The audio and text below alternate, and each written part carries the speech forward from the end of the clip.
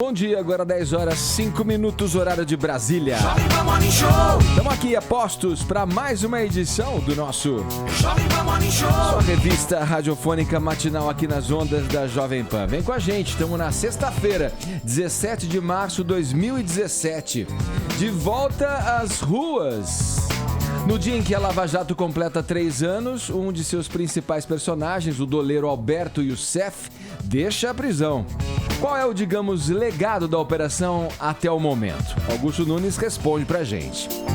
Arrastando multidões, você precisa conhecer o grupo pop sul-coreano BTS ou Bangtan Boys. Os caras fazem shows no Brasil no domingo e na segunda-feira. I Can Get No Satisfaction. A modelo e empresária Núbia Oliver fala de sua luta pessoal contra o vício em sexo. Muita gente ainda trata essa doença como se fosse coisa de pervertido. A terapeuta sexual Paula Napolitano também estará conosco aqui nesta manhã de sexta para ajudar a desmistificar o assunto. Esses são alguns destaques do Morning que tá só começando. Paulinha, para de me filmar e vamos falar sobre essa hashtag que é o que importa nesse momento. E eu tenho certeza que você já escolheu a dessa sexta-feira. Eu tô fazendo live aqui pros nossos amigos do Facebook, né? Tudo ao mesmo tempo agora. Tem que fazer, pois é. Olha, hoje eu vou aproveitar os 3 anos de Lava Jato para lançar aquela hash de incentivo. Aquela hash para animar o pessoal, não é? Hashtag Força Lava Jato. O que você acha? Boa. Né? Boa. Mas Para ó, com você isso, pode minha também... filha. Quê? Para com isso, minha filha. Não gostou, gente. Urra! Ele não gostou, será? Bom, você pode elogiar, você pode fazer as suas críticas, ponderar a respeito. Afinal, são 3 anos, 250 milhões de operações, nomes maravilhosos, personagens descobertos. A gente tá esperando, então, o seu comentário, o seu meme, o seu gif com a tag Força Lava Jato aqui no Twitter. Mandou bem dessa aí. E ó, ontem a gente foi pra primeiro lugar com a nossa tag. Com o embate Face versus Twitter. Será que hoje vai pra primeiro lugar do Brasil? O tempo dirá. Hashtag Força Lava Jato, tô esperando vocês aqui no Twitter. Você tá cada vez mais politizada, né? Nossa, eu tô demais. Vocês não têm noção. Só em função do que acontece na política, né? Pois é. Eu vou quebrar a sua aridez, então, aqui. Você está muito sisuda. Bom, na interação com os ouvintes pelo nosso WhatsApp, que é o 11 931 17 quero saber de que maneira, né? Vocês aí que nos ouvem vão comemorar o dia de São Patrício. É mesmo, St. Patrick's Day, né? Nessa sexta-feira é o dia que celebra aí, relembra, né, a morte de São Patrício. Eu sei que a gente não tá na Irlanda, né? Muito menos falamos no nosso idioma oficial, é o inglês. Mas eu quero que você grave uma mensagem pra gente dizendo se você curte esse dia, né? Manda uma mensagem em áudio ou em vídeo. Você gosta? Comemora? Já passou essa data fora do país? Como é que foi essa experiência? Conta aí, 931 17 tem a camiseta para ser sorteada ao final do Morning Show, que tá só começando. Pode curtir nossa página lá no Facebook, tem sempre conteúdo extra, né? É o JP Morning Show e o nosso canal também, para você acompanhar ao vivo pelo nosso canal no YouTube, tudo que acontece aqui nesse estúdio multicolorido. Qual é o endereço mesmo, Paulo? youtube.com/morningshowjp. Além dos programas na íntegra e também das pílulas do Morning Show, tem conteúdo exclusivo. Ontem mesmo subiu um vídeo do Bombando na Web com tudo sobre Ed Sheeran, que está fazendo muito sucesso com o seu novo álbum. Tá Ok. lá, no canal do YouTube. Boa, convido vocês a passarem a próxima hora e meia colados aqui na Jovem Pan com o nosso Morning Show. Personagem central da Operação Lava Jato, que como dissemos no início, faz 3 anos hoje, o doleiro Alberto Youssef ganhou o aval para voltar às ruas. Ellen, vou começar com você, bom dia. Buenas. Olha aqui, ele deixa de ver o sol nascer quadrado, né? Vai carregando consigo aí uma dívida bilionária, né? E eu queria que você nos contasse, na tua opinião, o que a gente pode saber mais a respeito desse sujeito e a transição dele para esse regime aberto. Parece que foi ontem, né? Eu não sei, eu não consigo esconder aquela sensação de que, mas foi muito rápido, né? É pra gente a sensação de que passa muito rápido, né? Ele tá há 4 meses usando uma tornozeleira que ele deixa de usar, passa para esse regime aberto e com isso faz parte... A gente tem que lembrar o seguinte, né? Somando todas as penas dele, aí ele foi condenado a 117 anos de prisão. Mas como ele fez esse acordo de delação premiada, um acordo que ele já fez anteriormente descumpriu, ele já teve descumpriu em outro momento. Agora ele cumpriu, a justiça entendeu que ele foi bastante útil em todo esse processo. Foi com ele que se deu toda a largada há 3 anos da Operação Lava Jato. Foi a primeira prisão lá e todo o início, o pontapé lá da Lava Jato. Então agora ele vai ganhar goza desse benefício, passa aí para um regime aberto, cumpre pena, mas em regime aberto de prisão, com uma dívida só com a Receita Federal, ele e as empresas dele de R$1 bilhão, aí uma dívida que os advogados estão dizendo é impagável, vão tentar negociar, porque a delação dele também envolveu e ajudou a Receita Federal, então eles vão tentar algo que não tem ainda precedentes na história, que é tentar minimizar a dívida com a Receita também, mas é uma figura curiosa. Ele tem 49 anos de idade e ele começou bem cedo na carreira do crime. Ele começou ainda adolescente, foi detido junto com a mãe, trazendo muamba do Paraguai. A mãe era muambeira, trazia muito contrabando do Paraguai e ele, junto com ela e aprendendo aí essa vida, foi detido trazendo muamba do Paraguai. Depois ele resolveu mudar de vida, foi avançando aí nessa carreira do crime, né? Foi passando de nível e aí no nível seguinte ele passou aí nessa carreira para um nível mais avançado, que foi quando ele foi preso em 2003 por lavagem de dinheiro promovida pelos diretores do Banco do Estado do Paraná, o Banestado, uma fraude que até a deflagração da Lava Jato era o maior caso de corrupção já descoberto no país, com um prejuízo estimado aos cofres públicos de aproximadamente, olha só como as nossas cifras saltam. Naquela época se estimava R$1 bilhão. Aquele era o maior prejuízo para os cofres do Estado, para os cofres públicos, né? Lava Jato a gente já está em muito mais do que isso. Aí em 2005 ele disse que ia colaborar pela primeira vez com a Justiça, fez um acordo de delação na época, o primeiro realizado no país, serviu como base para a lei que foi sancionada pela Dilma Rousseff em 2013 para os acordos da Lava Jato, só que foi ali que ele deu uma descumprida nesse acordo. E aí, curiosamente, por causa disso, né, nesse acordo lá envolvendo o Banestado, ele ficou, disse, olha, bom, você descumpriu esse acordo aí, então você reincidindo agora, você fica mais pesado para você em outro momento.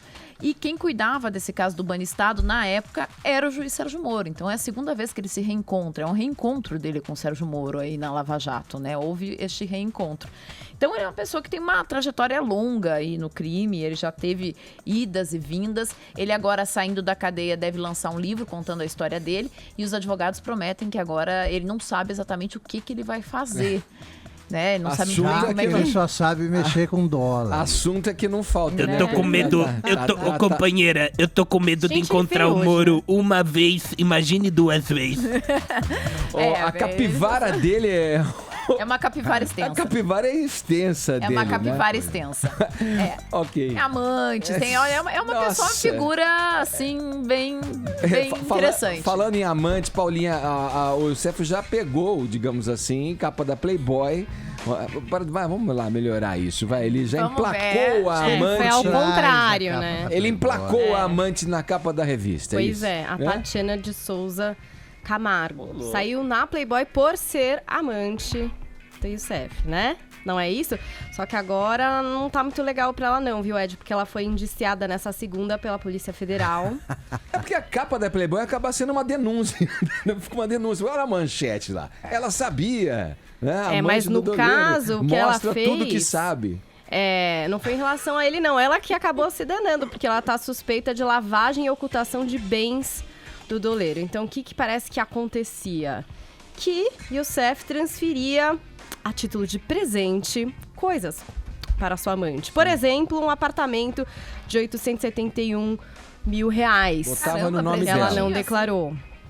Por exemplo, pagar as despesas de condomínio, da escola do filho, etc. e tal. Ela também teria ocultado que ela virou sócia de um restaurante, coisa que você esquece, né? Acontece, esquecer. Claro, imagina, são tantas atividades. Mas você acha possível conviver 15 minutos com o Youssef sem entrar no esquema, né?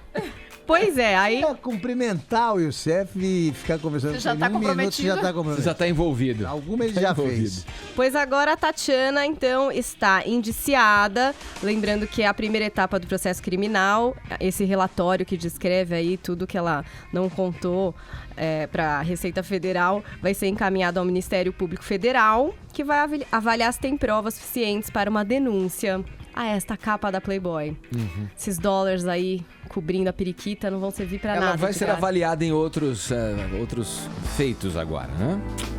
Ô Augusto, bom dia. Bom dia, Ed. Vamos lá, alguns números, a Paulinha trouxe uns números aí da Lava Jato, a Ellen também, alguns números aí. Agora a gente vai para outros números da Lava Jato também. São 3 anos que são completados na operação e ainda não tem previsão para o término disso, né, Augusto? Até aqui, só para a gente relembrar os ouvintes, foram 38 fases, 198 prisões, 743 mandados de busca e apreensão. Para ficar só em alguns números aí, né?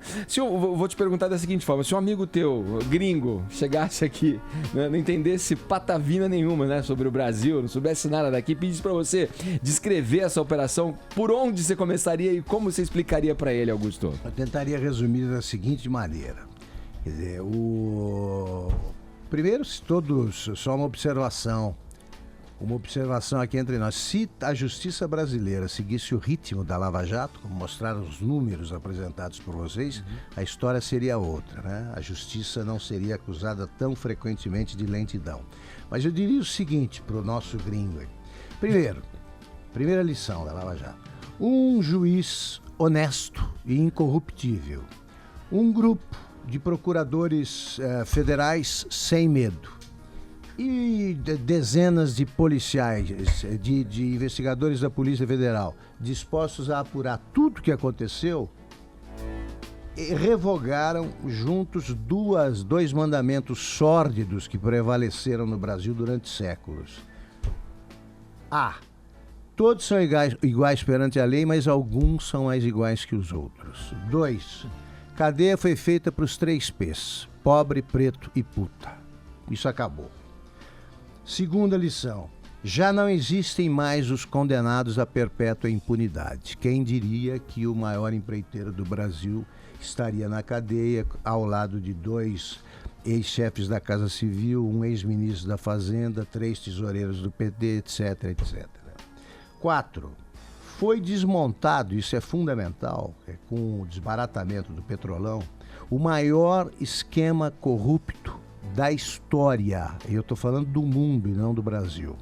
Só a Petrobras reconhece oficialmente que os desvios chegaram a 8 bilhões. Se a Petrobras calcula por aí, dá para ter uma ideia do que aconteceu. E, finalmente, eu concluiria dizendo ao nosso gringo que a Lava Jato mudou definitivamente o Brasil. Nada mais será como antes, mesmo porque, como reconheceu o ex-presidente Lula naquele depoimento, todo mundo agora que tem culpa no cartório dorme muito mal à noite porque teme acordar com aquelas batidas inconfundíveis na porta às 6 da manhã.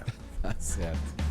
Vamos lá, Acho que ele entenderia. Acho que ele entenderia, sim, Augusto. Vamos tratar aqui, continuar tratando do assunto. Agora indo a Brasília conversar com o nosso intrépido José Maria Trindade. A lista do Procurador-Geral Rodrigo Janot, com aqueles 83 pedidos de inquérito, só vai chegar ao ministro Edson Fachin na segunda-feira, um assunto que o Augusto já tratou e alertou aqui pra gente, dessa morosidade, né? Que todo mundo já sabendo da lista e tal, mas ela chegaria só à mão do Fachin depois de 3 dias aí. Olha, não daria pra andar mais rapidinho essa história, não? Bom dia, Trindade.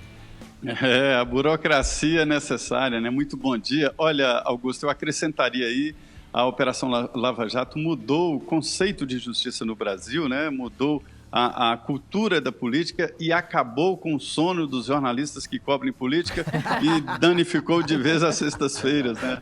Não são mais aquelas sextas tranquilas aqui no Distrito Federal. A gente acorda sempre sobressaltado. Será que tem hoje é sexta. operação? Será Hoje que não tem?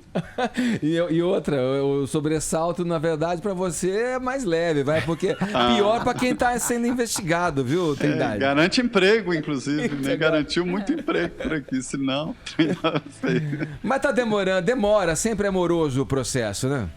E está até mais rápido do que a justiça comum, vamos dizer assim, né? Na verdade, o volume era muito grande, é muito grande.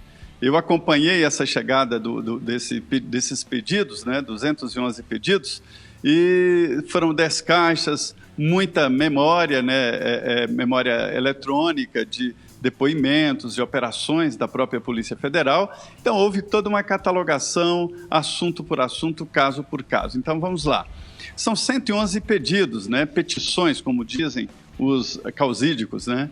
E cada um pedido tem um objetivo. Alguns envio a declinação de foro, né? O envio de processos a várias varas, inclusive o juiz Sérgio Moro e ao STJ, que vai acompanhar e julgar pelo menos 5 governadores.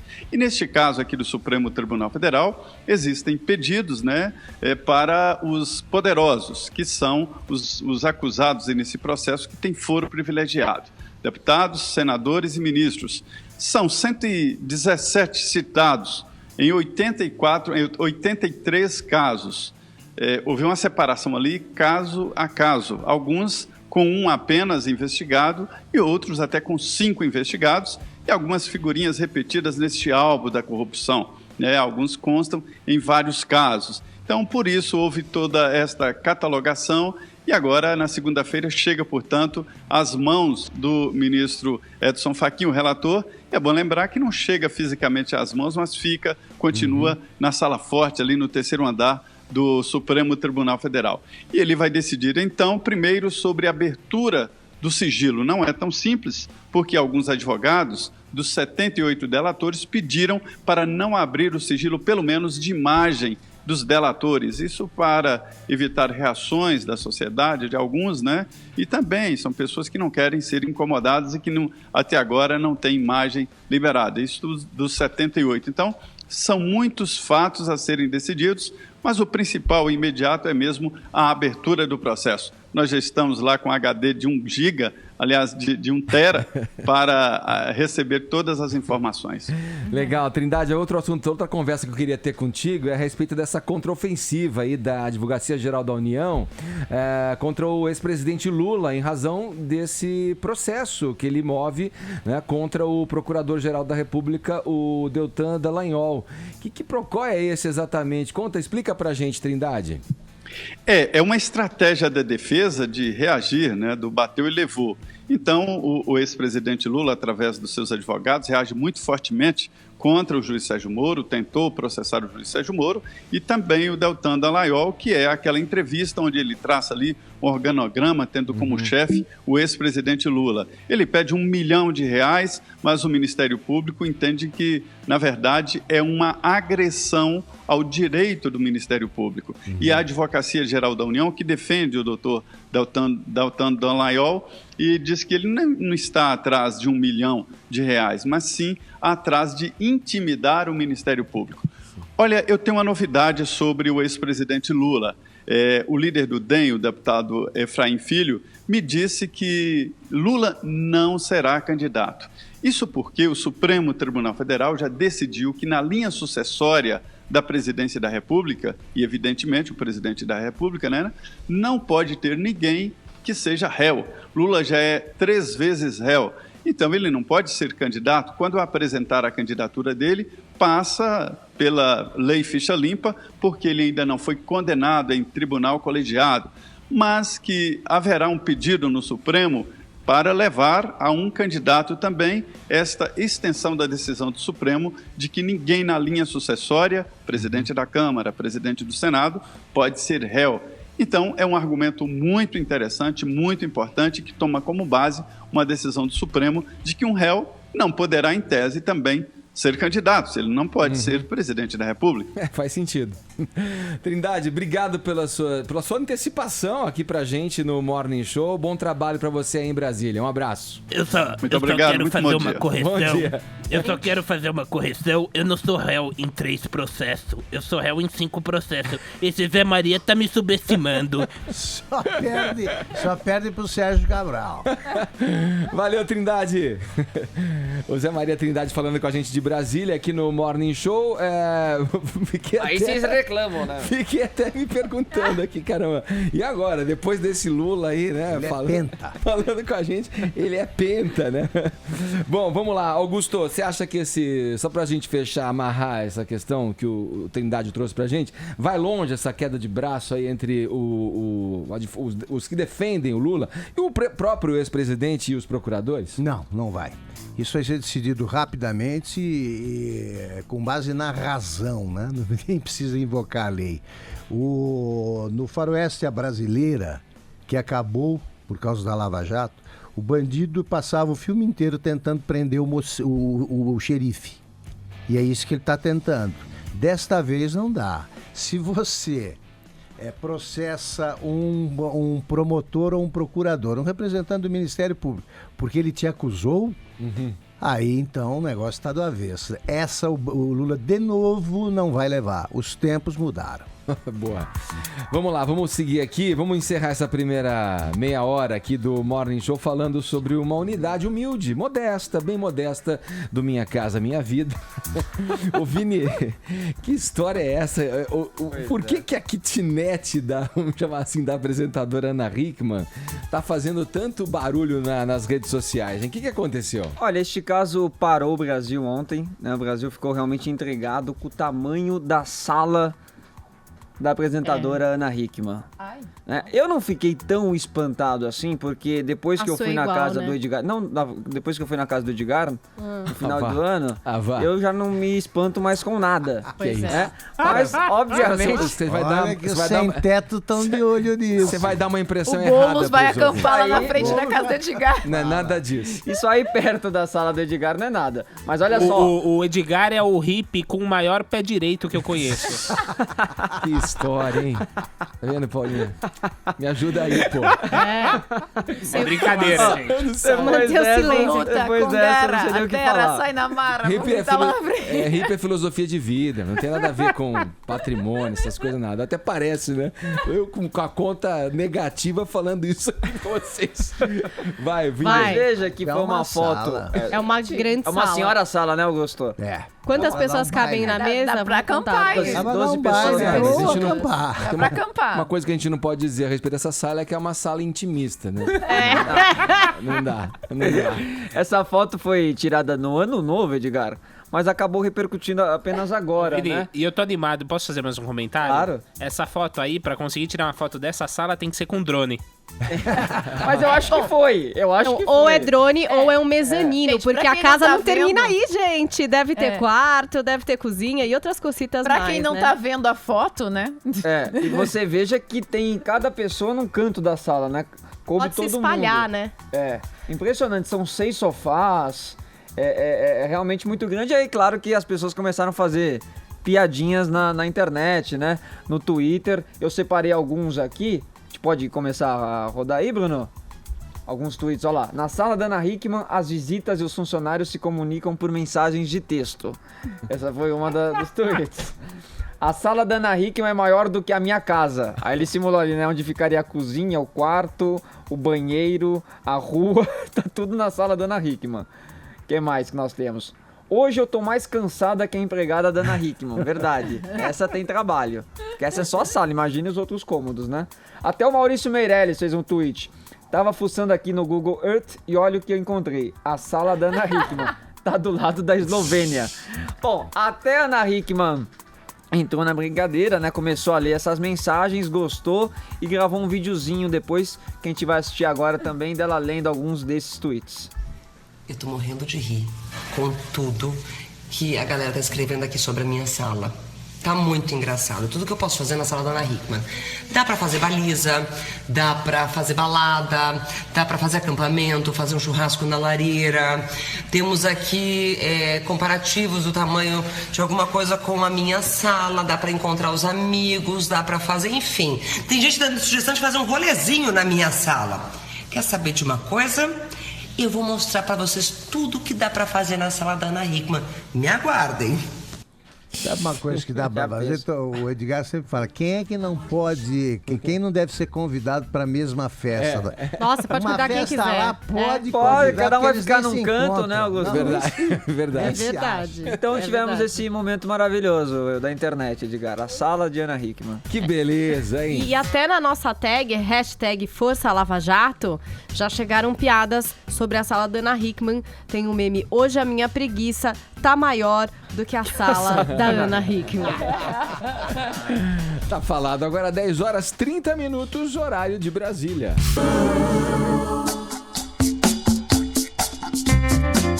Vamos seguindo com o Morning Show dessa sexta. Aliás, sexta-feira a gente reservou aqui, né, pra falar das séries na televisão, Paulinha. Eu quero antecipar com você o que a gente deve colocar no nosso final de semana, o que deve fazer parte do nosso final de semana quando o assunto é séries. O que você recomenda? Bom, tem uma que a gente já recomendou aqui no Morning várias vezes e que agora tá fazendo muito sucesso fora do Brasil e é uma produção nacional, original Netflix, a série 3%. O pessoal veio aqui falar o lançamento. O Charlone, a Bianca Comparato, o Michel também veio. Olha, foi muito legal.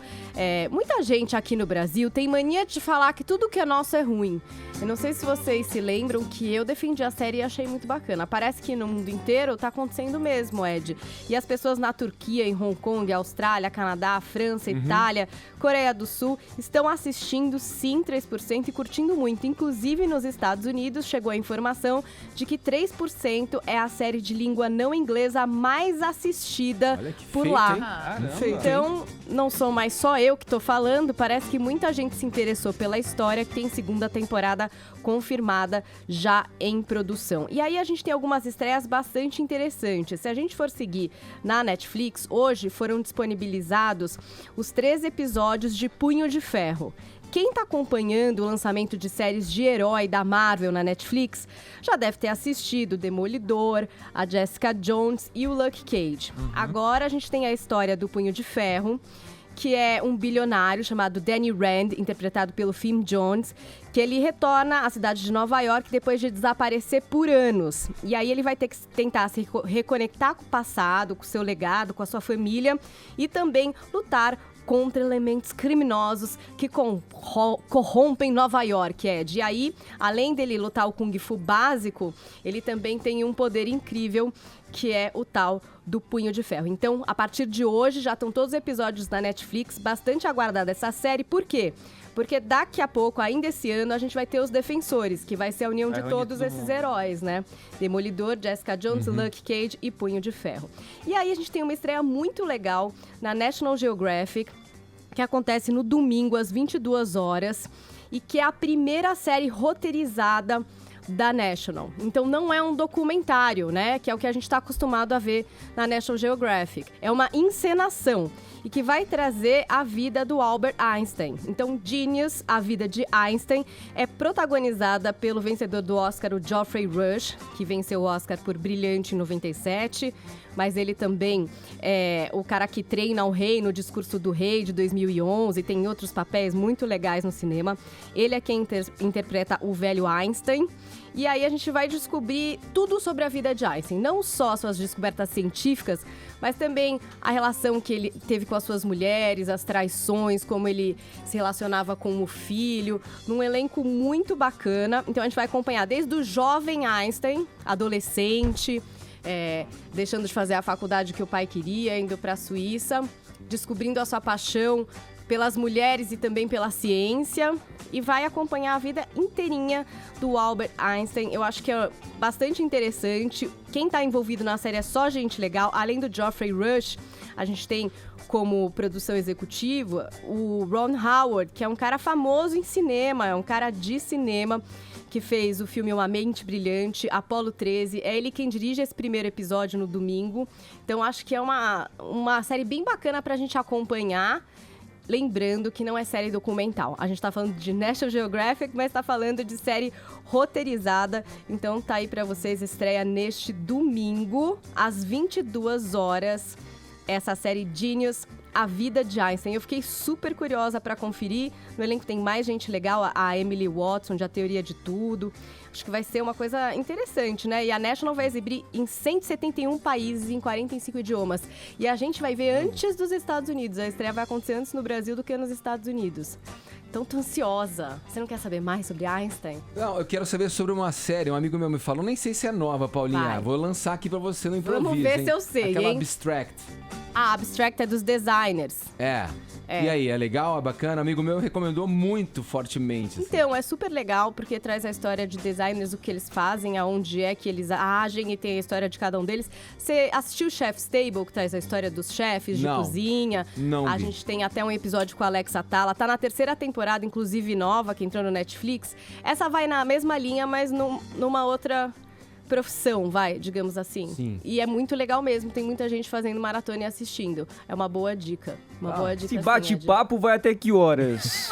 da pena, achei que você não tinha vindo hoje, Cadê a Dúbia Oliver? Você tá? Calma, daqui Eu a tô pouco. aqui por causa da Dúbia. A gente tá esperando ela, inclusive. Será que ela vem, da Vamos pena? falar de sexo hoje, velho? Vamos falar de sexo. Vocês são amigos, você e a Núbia?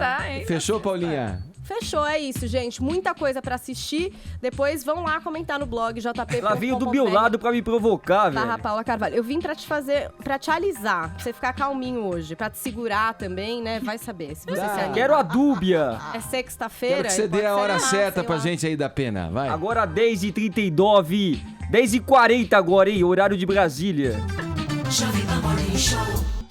Ah, que beleza, né? Hoje é sexta-feira, minha gente. Dia de falar do quê? Do quê? De sexo, uai. Né? A gente faz sempre isso aqui com Paulinha Napolitano. A gente recebe mais uma vez. Hoje não é diferente, não. A terapeuta sexual Paula Napolitano para falar sobre sexo. Muito bom dia, Paulinha. Bom dia, ótimo dia. Na maioria das vezes, né, você vem aqui no Morning Show para tratar de coisa boa, falar de assuntos, enfim, relacionados ao sexo com um viés do bom, do bacana, né? Mas dessa vez vai ser um pouco diferente, um pouco mais sério o nosso assunto. Não que nas outras não tenham sido os nossos assuntos sérios, mas hoje a gente vai falar de vício em sexo, uma doença que muitos tratam ainda como se fosse coisa de pervertido, de gente sem vergonha e tal. Para nos ajudar aqui, para nos ajudar a desmistificar até esse assunto, a gente está na companhia também da atriz, modelo e empresária Núbia Oliver, que expôs recentemente seu drama revelando que quando o assunto era sexo, tinha um comportamento compulsivo, digamos. Núbia, muito legal ter você aqui. Bom dia, saudade de estar por aqui. Bom dia, doutora. Bom dia, pessoal. Bom dia. Bacana te receber, além do papo também, no que você pode elucidar, porque pode ser que tenhamos ouvintes aqui passando pela mesma questão que você passou. Eu acho que as suas palavras são importantes, seu depoimento é importante para que pessoas que estejam nessa situação também possam encontrar aí um alento, encontrar alguma explicação aí. A primeira pergunta que eu te faço, depois das boas-vindas, é quando é que você percebeu que era viciada em sexo, que o prazer havia dado aí lugar a algo, digamos, nocivo na tua vida? Olha, em primeiro lugar, você fez uma colocação que é muito boa. Muita gente acha que isso é pervertido, né? E realmente isso é uma doença. Igual tem algumas pessoas que estão também ignorantes no setor de depressão. Depressão também é uma doença. Eu tinha meus 17, 18 anos e já gostava muito de sexo, quem é que não gosta, né? Mas aí começou a ficar uma coisa desenfreada, que é uma coisa que eu não me satisfazia. E passei a ter, o dia que eu tive 4 parceiros num dia só, isso me assustou. Porque ainda queria mais e era uma coisa que não me satisfazia, não estava legal comigo mesmo. Aí sim eu procurei um especialista na área, fiz um tratamento e tô normal, viu? Porque muitas pessoas perguntam se eu ainda sou doente. Não sou doente, sou uma pessoa completamente normal. Mas depois que eu expus isso, eu recebi muitos e-mails que eu tenho no meu site. Muitas pessoas sofrem com isso e têm vergonha de procurar um especialista. Isso é muito grave, né? Principalmente hoje que nós estamos aí com todas as nossas doenças venéreas, enfim, não só isso também.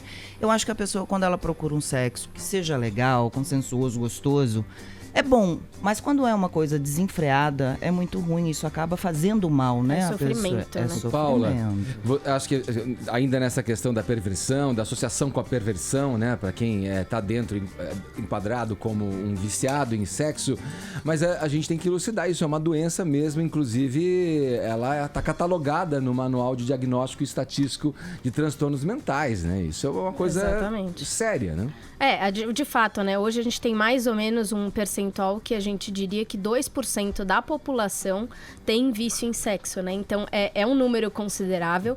E essas pessoas ficam escondidas, né? Porque ficam com muito medo de se colocar, tem muito preconceito com o assunto e é levado para esse lado da perversão, Exatamente. né? Eu sou errada, Exatamente. né? As pessoas se condenam. É engraçado. O Brasil é um país lindo, maravilhoso, mas ele ainda tem essa Tem uma coisa, moral muito forte, né? Em cima disso, né? Então é difícil isso, sabe? Você não ter essa mente um pouco mais aberta. Então, assim, a gente aproveita que a gente, né, tem essa mídia com a gente e falar, gente, olha, eu passei por isso, eu tô bem, procurei um especialista, sou uma pessoa normal hoje. Realmente eu uso o sexo pra me fazer bem. Pelo prazer, pra coisa boa, né? né? É isso que eu queria perguntar. Quando você fala, eu sou normal, tô normal hoje, tal, o que é a normalidade? Era isso que acontecia comigo. Você fazer sexo com 4 pessoas num dia só e depois no outro dia também, isso não é normal, né? Se você fizer o seu sexo com a mesma pessoa, com teu marido, você pode fazer lá quantas vezes quer, mas eram parceiros completamente diferentes. E no outro dia eram outros parceiros. Isso não é, na minha cabeça, não é normal. Sem se satisfazer, né, Núbia? Exatamente. E você ter uma relação 4, 5 vezes com teu marido, uma pessoa que você já tem, daí tudo bem. Mas eu tinha parceiros diferentes e chegava ainda em casa e não estava satisfeita, né? Então você vê que era realmente um distúrbio. O que diferencia, né, pra gente, o que diferencia uma pessoa que gosta muito de sexo pra uma pessoa que tem o vício em sexo? Primeiro, essa coisa de não conseguir controlar. É você não ter controle sobre o seu desejo. Então, o seu desejo te controla. Então, você muitas vezes se coloca em situações de risco. Você precisa sair do trabalho. Você precisa ir no meio de alguma situação.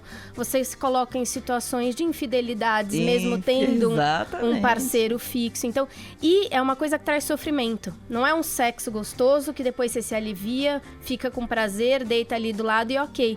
Não, você quer mais. Você continua sofrendo, você continua precisando daquele sexo. Eu não sei se eu posso fazer um comparativo às pessoas que comem compulsivamente só por comer, os gordinhos, enfim. Quanto mais você come, mais você quer comer e você não está satisfeita. Exatamente. Você não está comendo para matar a fome, que é a sua necessidade. Né? Você está fazendo uma coisa desenfreada. Né? É essa compulsão que dá esse lado. E a gente traz uma ideia de que precisa ser mais de 6 meses em que essa compulsão está presente. Porque, eventualmente, em épocas da nossa vida, muita ansiedade ou frustrações ou coisas podem levar a um comportamento um pouco mais compulsivo. Mas a partir do momento que passa desses 6 meses, que você começa a não ter controle, e não é só sobre o sexo em si. Então, também na masturbação, também em assistir vídeo pornô excessivamente, se masturbar excessivamente, se precisar sair do trabalho, em algum canto. Eu já tive paciente no consultório que toda vez que ela estava dentro do carro, ela dirigia se masturbando dentro do carro. Então, assim, existe uma compulsão em todas as questões da área da sexualidade na vida dessa pessoa, trazendo sofrimento. Núbia, você tem conta, você sabe com quantas pessoas você já transou na vida? Olha, eu sempre brinco que o número é 400, né? Enfim. Mas eu fazia essa, na época de colégio, eu fazia essa listinha. Até foi uma outra polêmica, que negócio. Mas, gente, você faz uma contabilidade aí. Eu perdi minha virgindade muito cedo, com 13 anos, não aconselho isso a ninguém. Hoje eu tenho uma filha de 12, aí eu sei que realmente foi muito cedo. Mas eu tenho 30 anos de sexo, né? Então, já deveria até ter mais, mas foi mais ou menos uns 4 anos. E você sente esse peso? Porque, por exemplo, se você pega o Renato Portaluppi, que ele sempre fez brincadeira com isso, e dizia, mais de 1.000 mulheres, e todo mundo achava 5 legal. mil catra. Né? 5.000 catra, aí todo mundo acha legal. Quando você diz mais de 400, todo mundo vai pra cima de você e diz, nossa, mas me sacrificaram. Mas eu não ligo, não, sabe? Eu acho que desde quando eu dei a cara pra bater, entendeu? Vamos lá, a minha opinião é essa, o meu jeito de ser esse, eu não vou deixar, não. Eu acho bem ruim você, né, o Mr. Catra. Foi lá, eu transei com 5.000 mulheres. Todo mundo vai lá, olha que legal, né? Frota, a mesma coisa. Aí você vai, uma mulher que tem 30 anos de sexo, falar que eu transei com 400 homens, nossa, que absurdo. Que absurdo nada, entendeu? Graças Núbia, a Deus. Razão, o Milor Fernandes escreveu isso, quando o Pelé fez o 1000º gol, ele escreveu um artigo antológico, engraçadíssimo, no Pasquim, que o título era As 10.000 do Milor. E ele foi calculando, e tá aí todo mundo reagindo. Ninguém fala nada. Núbia. Fala, Paulinha. E tudo bem, acho que todo mundo tem que transar com quem quer, se é 400 mil, homem, mulher, acho que tem que fazer o que quiser. Mas pra você, que era uma mulher que então sempre gostou de sexo, começou a vida sexual cedo, você falou do ápice, quando eu transei com 4 caras, cheguei em casa e me senti mal.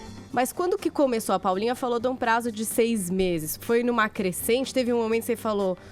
Nossa, hoje eu tô querendo transar mais, tô querendo transar mais. Quando começou essa crescente, você começou a sentir que mudou a sua relação? Olha, eu fiquei nesse sofrimento 1 ano. Até pela também ignorância de achar que, né, eu não podia... Eu vivia numa cidade interior, vivia com a minha avó. E meus pais são muito conservadores. Então, assim, como é que eu vou procurar um especialista nessa área? A gente realmente não tinha acesso.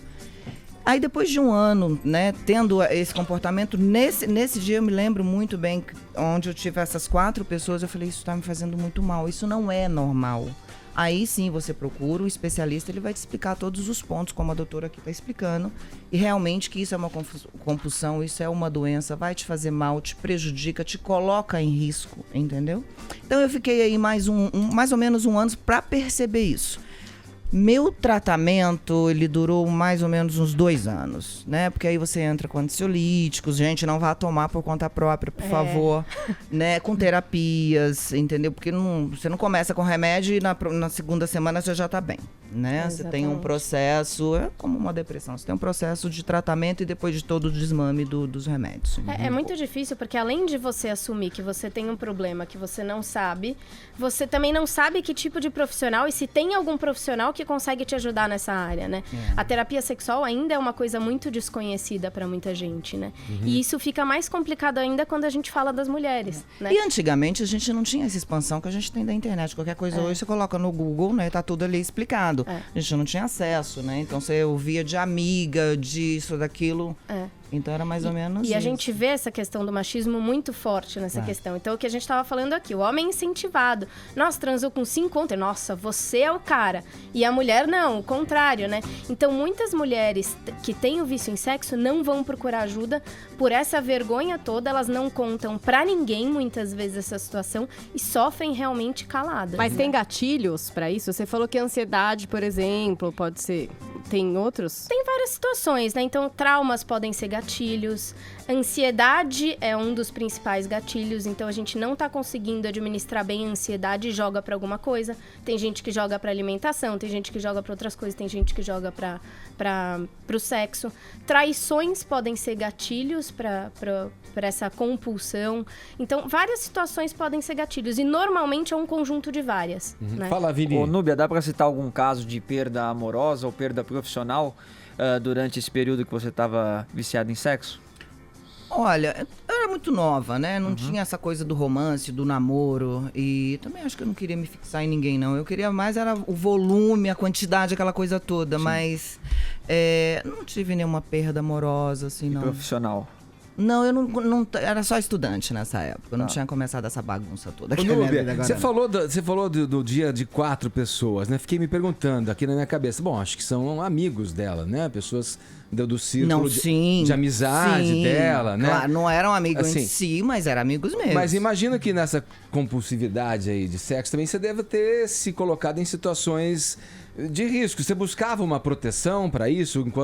Ou a necessidade, a ansiedade pelo sexo e mais sexo te fazia incorrer em situações de risco, sem uso de preservativo, por exemplo? Olha, tinha algumas situações sim, outras não, né? A forma onde que a doutora falou que a gente realmente coloca em risco. Se a pessoa tivesse ótimo, se eu tivesse levado ótimo, mas se acontecesse, tá no meio do... estamos no meio de um carro, que aconteceu, né? Carro, fazenda, aquela coisa assim, não tem, vai sem mesmo. Então você correu... Corri, claro. Riscos. Tem situações de riscos em relação a isso e tem casos de pessoas que têm o vício em sexo que chegam a, por exemplo, transar com moradores de rua ou transar com alguém que não conhece ou às vezes com marido de amiga ou coisas desse gênero, porque realmente não tem controle sobre essa questão. Ou, às vezes, não consegue o sexo, mas se masturba compulsivamente, às vezes machucando o órgão genital. Então, tem várias situações eu tive alguns relatos depois de alguns casos. Hoje a gente tem toda essa informação de camisinha, de preservação e tudo mais. Mas a maioria dos casos, eles não usam camisinha. Hoje em dia. Entendeu? Então, assim, não que eu esteja aliviando a minha conduta quando eu tinha 17, 18 anos, mas morando numa cidade do interior, com pouco desconhecimento de orientação sexual, você não tinha na escola, né? Sim. Era uma coisa completamente proibida você falar isso dentro de casa. Camisinha, né? Era uma coisa, nossa senhora, né? Tô casando praticamente assim, era uma coisa meio rígida. Mas na atualidade, hoje, com todos os nossos conhecimentos, até minha filha hoje tem orientação sexual na escola. E os grandes relatos que eu tive, a maioria são mulheres sem preservativo. A gente sabe, já tem uma... Para entender, Núbia, antes de você se tornar uma pessoa nacionalmente conhecida. Isso, não, eu era estudante. Era estudante. A gente já tem pesquisas mostrando que 45% das pessoas nos últimos anos não usou preservativo, né?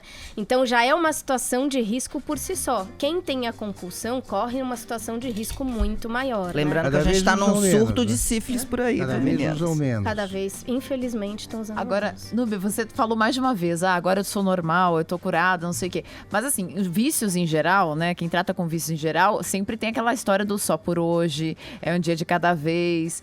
A sua vida hoje é um pouco assim? Você tem essa consciência de que tem que lembrar todo dia disso? É um tratamento eterno? É um tratamento eterno, tá? Eu conversei muito nessa época com essa terapeuta. Ela, né, te dá exercícios, apesar da minha vida ser ansiedade 24 horas. Que exercício? Explica, que exercício? Respiração, de você... assim, pra hora que você tá no ápice. Você perder a ansiedade. Exatamente, procura uma coisa, uma ginástica, né? Vai fazer uma natação. Ela me indicou muito a natação na época. E alguns outros gatilhos que não possam ser prejudiciais a você e que possam te aliviar, né? Mas ela me orientou muito, muito. Mas hoje eu considero completamente curada, assim, eu não vejo eu nessa situação de novo. Eu ia perguntar, assim, em algum outro momento você chegou a pensar, nossa, será que eu tô tendo uma recaída? Não, por isso que eu falo, né, eu sou normal, gosto de sexo, mas não desenfreadamente como era. Fala, Vini. Curiosidade, você participou da Casa dos Artistas, né? Isso. Quanto tempo você ficou lá? Fiquei 3 semanas. Então não foi tanto tempo assim pra sentir Pra mim foi uma falta, vida. Né? Foi horrível. Pra mim foi uma vida, que é uma tortura. Mas não. Já tiveram épocas da minha vida, eu já fiquei quase um ano aí sem. Você transou na Casa dos Artistas? Não. Como é que você lidou com essa ansiedade e compulsividade pelo sexo lá dentro, confinada? A gente usa nossas mãos e os cobertores.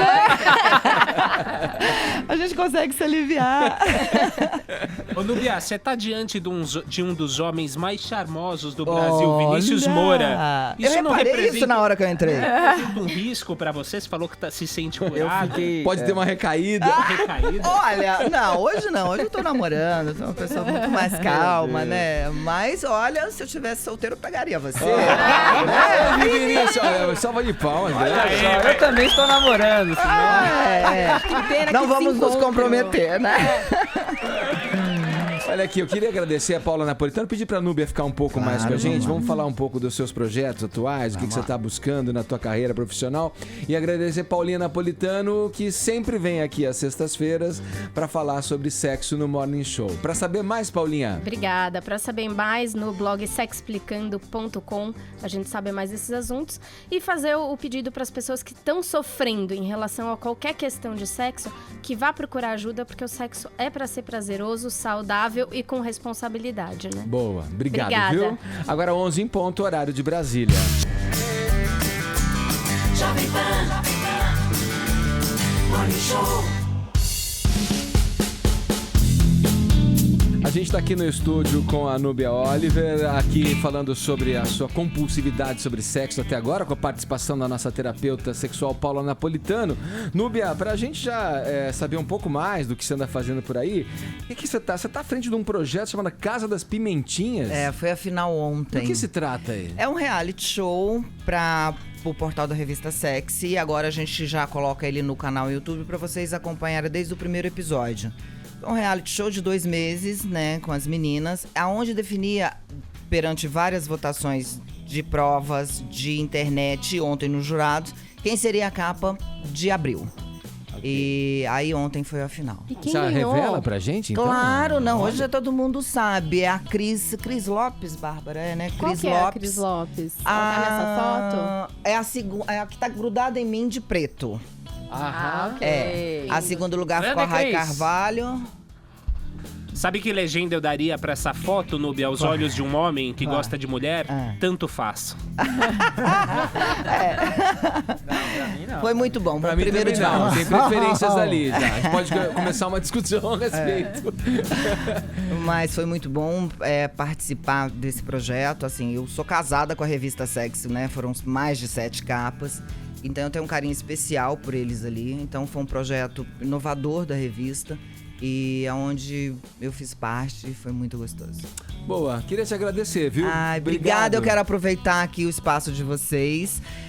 Deixar o meu site, que é o nubia.com.br. Pode me mandar e-mails, eu respondo. E o Twitter, né? O Instagram, que é o que mais uso, @NubiaOliver. Lembrando que o Oliver é com 2 Is.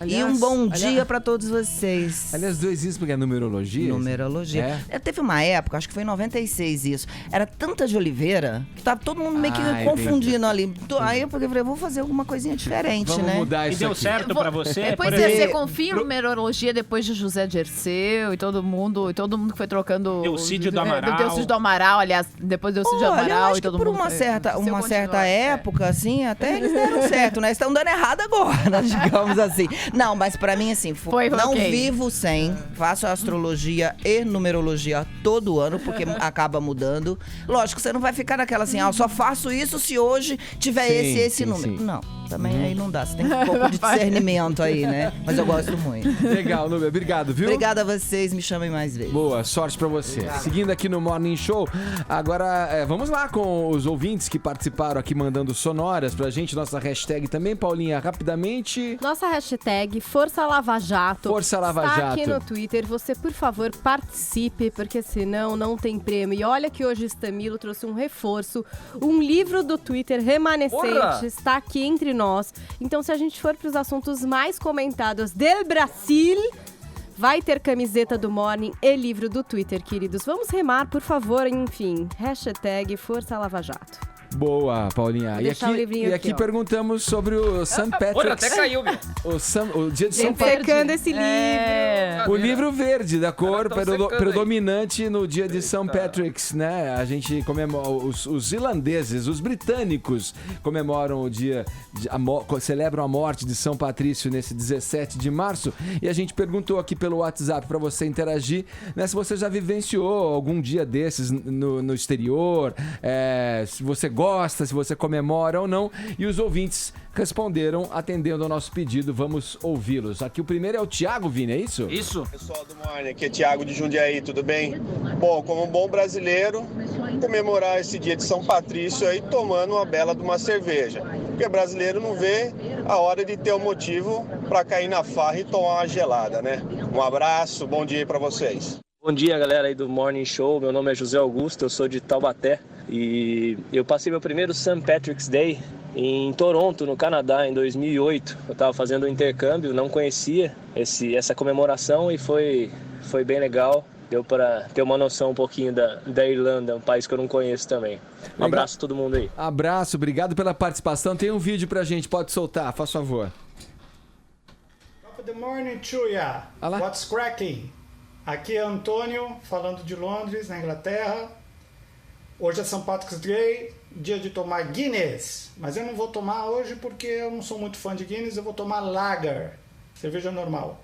Gosto muito do Morning Show. Um abraço para todos vocês. Obrigado. Demais. Aí sim. Você viu que o Ulisses hoje no boletim dele, ao Jornal da Manhã, falou mesmo que os pubs, né, eles oferecem pints e mais pints, que é aquele copão, né, de 500 ml. Assim, E eles bebem. da cerveja Guinness, né? Hoje, inclusive, eu liguei pro Ulisses, tinha uma notícia importante lá sobre o Brexit. Ele tava bêbado. E ele não quis entrar, falou que tá sem condição, eu não quis entrar em detalhes.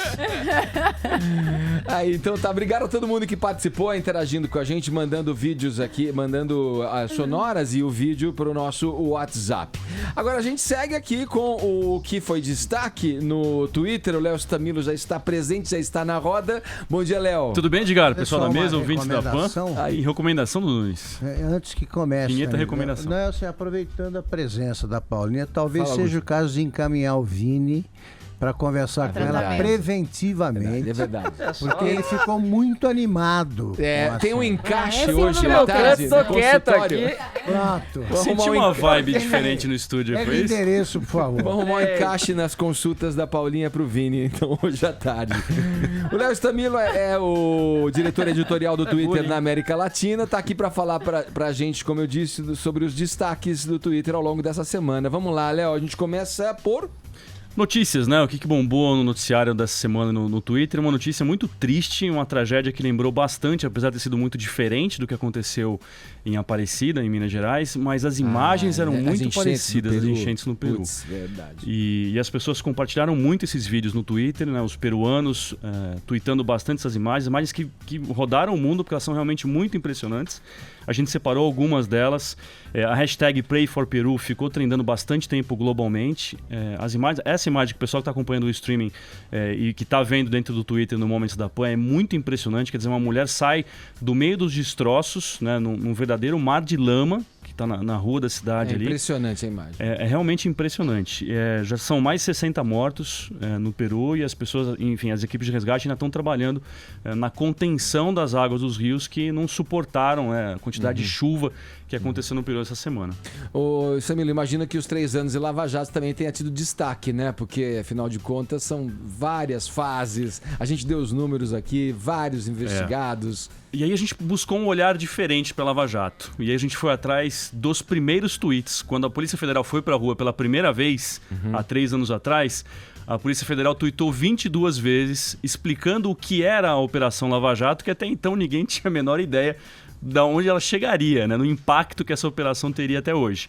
E a gente separou esses tweets, está dentro do Momento da PAN. São tweets muito interessantes que falam, primeiro explicando, né, o nome, por que a operação chama Lava Jato, e explicando as primeiras coisas que foram apreendidas, né, as primeiras coisas que foram sendo encontradas.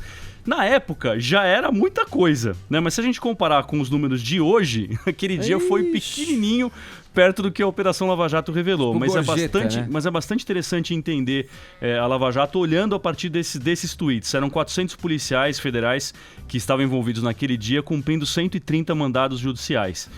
Foram 81 mandados de busca, 18 de prisão preventiva, 10 de prisão temporária, 19 conduções coercitivas. Na época, talvez, a gente nem conhecia muito bem esse termo. Exato. Condução coercitiva. Hoje, meu amigo, todo mundo tem uma opinião sobre isso. Todo mundo tem uma opinião. Dá para imaginar, né, o que Dá para imaginar. Muito interessante essa retrospectiva que a gente fez, contando ali o embrião da Lava Jato. E, aliás, uma recomendação bacana, acho que é o próprio livro do Vladimir Neto, que chama Lava Jato. Para quem não leu, um livro bastante muito interessante, que conta os bastidores da operação. Você tem certeza que você está lendo o roteiro de um filme? Porque, assim, coisas... Aliás, filme que vai sair, logo. que vai sair, né? Mas a história toda, obviamente, real, os bastidores da prisão do Marcelo Odebrecht, tudo isso realmente são muito interessantes. Vamos pro esporte, Stamilo? Vamos pro esporte. Champions League, a gente teve os jogos da Champions. Vocês já falaram sobre isso hoje aqui no Morning? Não. Pelo menos no momento que eu vi o programa, não. Teve sorteio de manhã. As quartas de final estão definidas. Vamos falar aqui os jogos. Tem um jogaço, hein? Atlético de Madrid e Leicester é um jogo que vai ser bom, viu? Apesar do Leicester não ser um timaço, é o atual campeão inglês, não tá fazendo uma boa temporada, mas acho que é um jogo que vai ser muito pegado.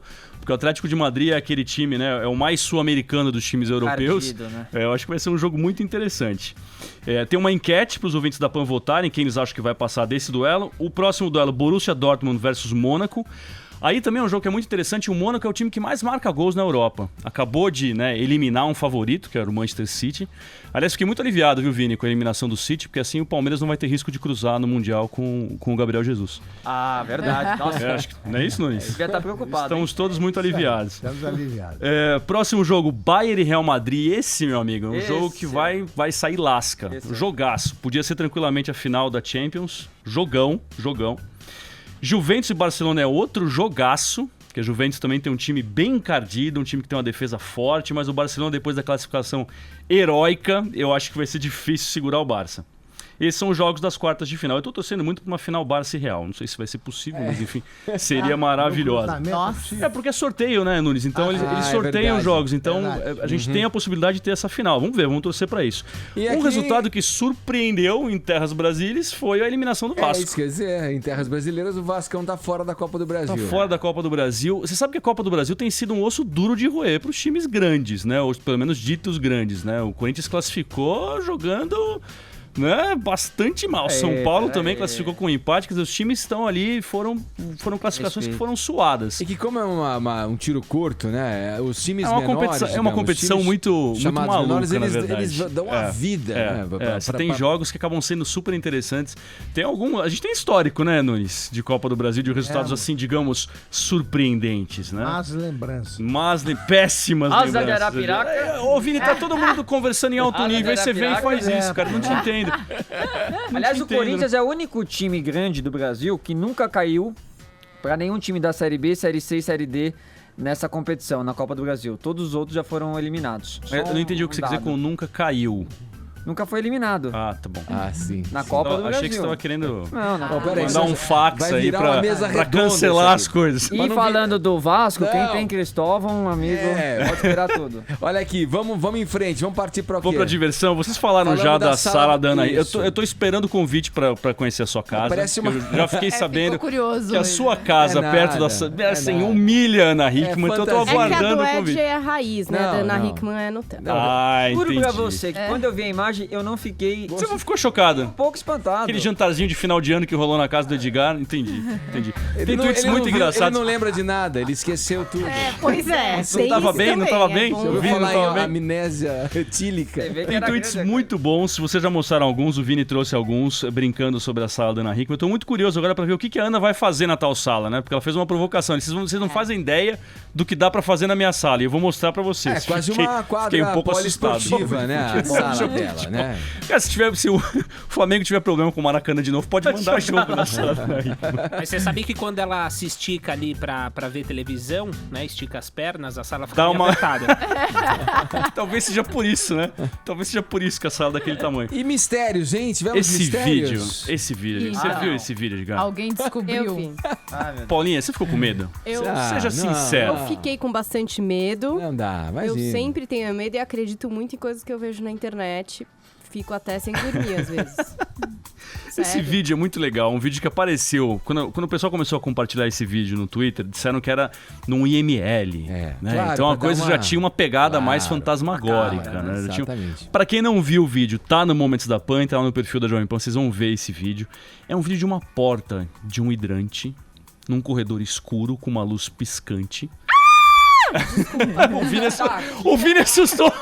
Pra quem tá vendo esse vídeo, o cara quase caiu da casa. Paulinho, não faz isso com ele, cara. Vocês ficaram me zoando que eu tinha medo. O cara se assusta com esse gritinho, imagina com a Núbia, olha.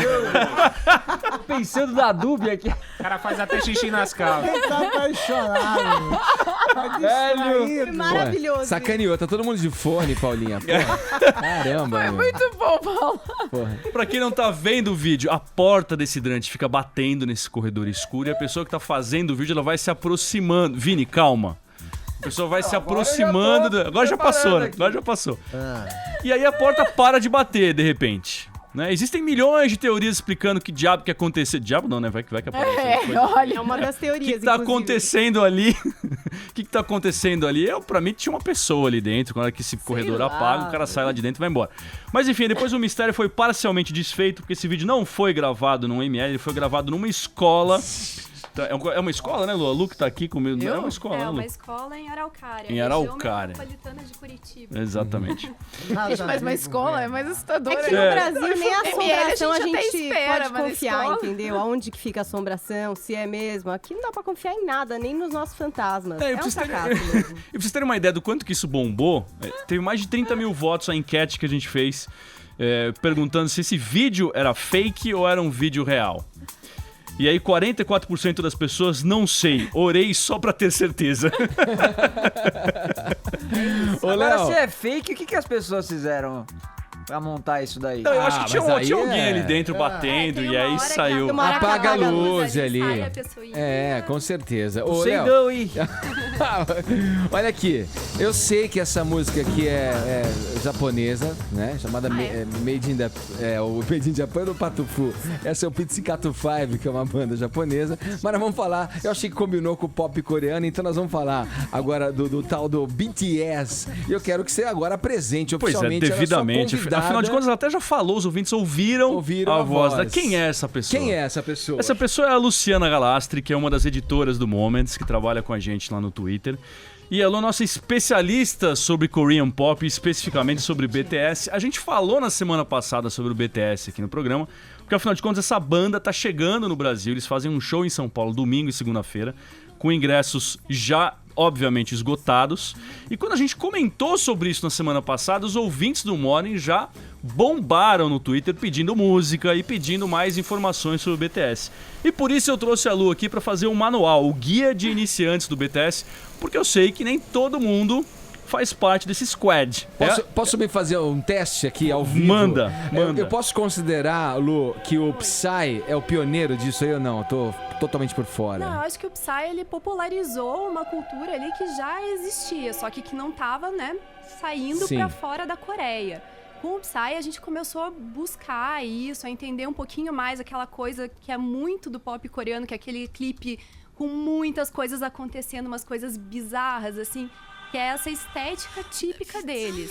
Tem que ter coreografia? Tem. Se for um grupo coreano, é muito importante. Aliás, tem membros do grupo que são especializados em coreografia. Eles são os dançarinos do grupo, são eles que controlam ali, inventam esses movimentos bizarros que eles fazem. Enfim, é muito importante para eles a dança. Outra coisa para eles que também é essencial, que tenha no grupo, é o hip hop, que foi como começou, né, essa cultura do K-pop. Ele tem muita influência do hip hop, então sempre tem um rapper no grupo. E eles são, aliás, no caso do BTS, são os membros mais populares, são os rappers. E que em determinado momento vão ali e fazem uma rima, fazem uma coisa mais cadenciada dentro do estilo do rap, né? Isso mesmo. E eles até jogam umas palavras em inglês, então de repente você se empolga, porque, nossa, eu entendi alguma coisa, o que eles falaram. Então, ali... Vamos ouvir um pouquinho aqui, ó.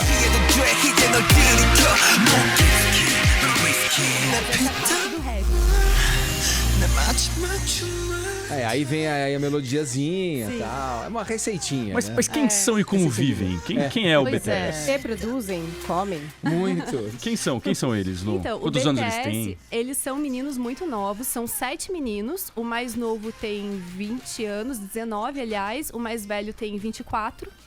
E todos eles têm essas funções muito definidas no grupo. Porque as produtoras coreanas, elas pegam crianças muito jovens e colocam em casas para elas treinarem, e ali nessas casas elas vão formando o grupo. E quando o grupo tá formado, tipo, eles estão perfeitinhos, a técnica tá perfeita, eles lançam esses grupos. Então é realmente uma linha de produção, assim. Gente. O BTS saiu numa casa dessas, da produtora deles, que é a Big Hit, que é uma das maiores produtoras. E hoje eles são... De onde você falou que eles são? Da Coreia do Norte? Coreia do Sul, né, gente? E eles são uma potência hoje. Eu tava lendo sobre eles empataram com a Ariana Grande no topo da Billboard. Semanas consecutivas que eles ficaram ali. Ô, louco, meu. Eles estão juntinho com a Ariana, ou seja, 4º lugar ali nos ídolos que mais ficaram. Mas e os nomes? É difícil falar? Os cabelos deles, né? Tem o ruivo, tem o loiro, porque tem uma preocupação étnica nas boy bands, né? Nas bandas formadas. Diversidade. Tem que ter um negro, tem que ter um asiático, tem que ter o loirinho de olho azul. Mas acima de tudo tem que ter um bad boy, um mais novo bonzinho. Aí já na personalidade A personalidade ali, né? deles é muito diferente. Por isso que eles pintam, então, cada um uma cor, o cabelo, ou tem uma atitude diferente? Não, eu acho que a pintura do cabelo é quase um evento ali pros fãs, né? O BTS, ele tem um grupo de fãs que chama ARMY, né? Que é o fandom deles, o exército do BTS. Eles acompanham muito de perto qualquer mudançazinha que eles fazem. Então, quando um deles, de repente, aparece com uma cor de cabelo nova, e isso é muito frequente. Não é sempre o mesmo que tá de cabelo rosa ou que tá de cabelo laranja. Eles mudam o tempo todo. E aquilo é um evento, sabe? Eles ficam...